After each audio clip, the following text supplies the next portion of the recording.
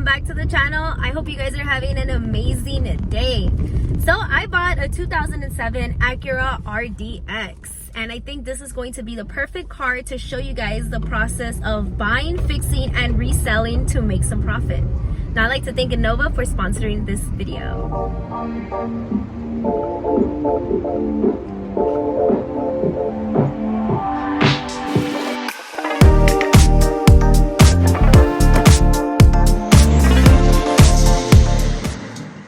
This 2007 Acura RDX Turbo all-wheel drive with the technology package only has 192,000 miles. The registration is up to date and it's clean title. The previous owner owned this vehicle for about 5 years, so he did quite a lot of things to it in the most recent years between 2022 to 2024. Like, he installed tires, a new battery, a new starter, new spark plugs. He reconditioned the injectors, also dropped in a K&N air filter. He got a HRG 2-inch lift kit installed, and he even got an aftermarket amp set with tweeters and 8-inch subs. And the best part of all is it came with this turbo. Bought this car for $2,500, and on average you can get somewhere around like $5K for these vehicles. In the market, it's fluctuating between $5,000 to $6,000 for these cars.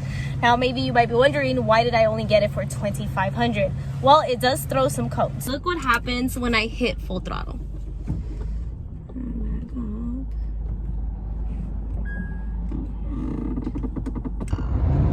If it activates now. So I am going to hook up my Innova scanner, and I'm going to show you guys the codes that pop up. This is the scanner that I'll be using today, the Innova 5610. And for those of you that don't know, Innova is one of the most trusted brands in the company. I drove this vehicle, I had scanned it, and I had saved those codes onto the RS2 app. The first codes that popped up were transmission codes. We had P0706, which is transmission range switch that is open, and then P1717, which is reverse no position. So very common issue on these RDXs, the MDXs, and the TLs. There is this sensor that detects when you move the vehicle from park to reverse to neutral, and sometimes that sensor is either dirty, it's clogged, or it just completely fails, causing exactly those codes to pop up. And then there's a few other codes, but it typically always points to the same issue, which is going to be that sensor. Trickiest code of all is going to be P0234, which is the turbo overboost issue. So now with that research that I had, looked into and kind of seen what was like the most common issue, is going to be the linkage on the wastegate. The actuator has this linkage, and it has this ring that stretches over time or it warps. Point being, or this little nut could be loose, either or. Point being that it doesn't work and it doesn't relieve the pressure as it should because of that. Very common issue. A lot of people tend to replace this and it ends up working fine, but over time it could also just be that the wastegate might be going out. I'm not gonna know until I pull everything out today and I figure that out. So let's get started, guys. That top mount intercooler was interesting, since this is the only Acura with that setup from factory. It was the first thing that had to be removed in order to peek right through to the wastegate from the cold side that was already replaced once. I explained to Gonzalo the problem regarding the common failure of that wastegate's actuator. After taking it out and checking it over, it appeared to be in good condition. We started removing everything in the way of the top side of the turbo, like the intercooler's bracket, hardware, and the intake hose with the solenoids. But in order to access the bottom bracket and the oil line, the catalytic converter and the passenger axle had to be removed as well to then bring the turbo out. And OMG, after inspecting all of the turbo parts, the turbo's valve was stuck shut. That was the culprit behind the P0234 code that was showing up. This valve is super stuck on. The entire night I kept hitting it back and forth, and it's still not gonna budge. I was starting to get concerned because the budget for this car is only $500, and if I had to buy an off-brand turbo for $450, then that would practically leave nothing left over to work with. After much back and forth work with this valve, it is officially unstuck, guys. And now that I have mounted on the wastegates, I'm going to pressure test them with the handheld pump. Let's go up to 20 psi. Look at that.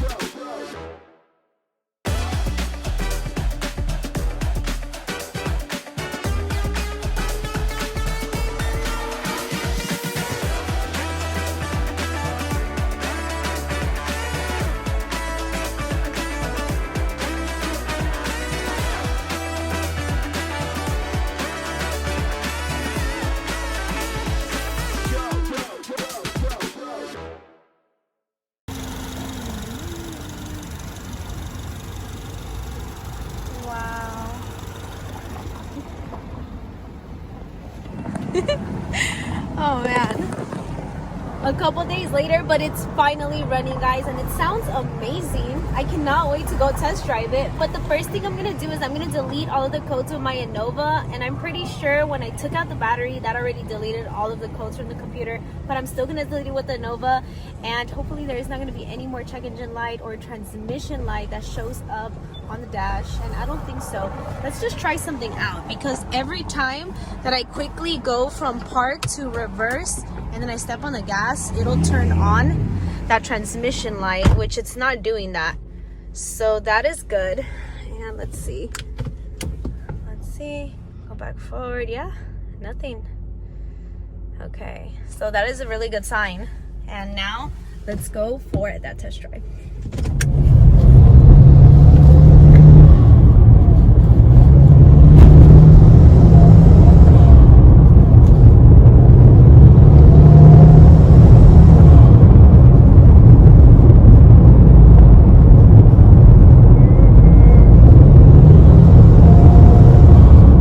The drive went very well, and no check engine light has appeared on the dash, but I am going to scan it one more time just to make sure that no codes are stored in the system. Let's see. Beautiful. Officially no codes are going to pop up on the RDX. I just finished posting this RDX for sale on all of the social media sites that you can think of. Now, let me give you guys the full breakdown. So I bought this car for $2,500. I put $288 into the mechanical repairs. Now, this is a technicality that I'm going to add in, but I did also spend $81 on gas, because as soon as I bought this car, it was running on empty. So that does bring the total up to $369. So in total, this project has amounted to $2,869. Kelley Blue Book values this vehicle between $3,814 and $5,479. So I thought the best fair price that I can list this vehicle for is $5,000. Now, am I going to get $5,000? Realistically, no, because it's going to be a bargain game. As soon as people message me for the vehicle, come and look at the vehicle, they are definitely going to place a certain value based off of their experiences and what they think that they should have this car for. So if I'm really thinking of a price that I'm going to feel comfortable with accepting, if I get somewhere between $800 to $1,000 in profit of this car sale, then I'm pretty happy. I'm actually more satisfied with the fact that I'm selling a good vehicle that doesn't have any check engine lights and does not need repairs of any kind. It is fully up to date. What a headache it can be to buy something and it still needs basic maintenance done to it, guys. That's why it's very important that if you're in the process of buying a vehicle to resell or even for personal use, it's always good to have a reliable automotive diagnostics tool with you at all times. That's why my 5610 saves me from a lot of stress, because if I need to diagnose a vehicle, I can pull up any of the pre-existing codes that may have been deleted, and if I need any information on the car, I can get it right then and there. Now, in this video and in the link down below, I will be leaving the references to all the features that I have used of the 5610. And if you guys have any questions or concerns about the mechanical work behind the RDX, maybe you have worked on one, maybe you own one, or you just have any information in general, you can always leave it down below. Your questions and concerns are always welcome on my channel. Thank you guys so much for watching. Stay tuned for more and have an amazing night. Stay blessed.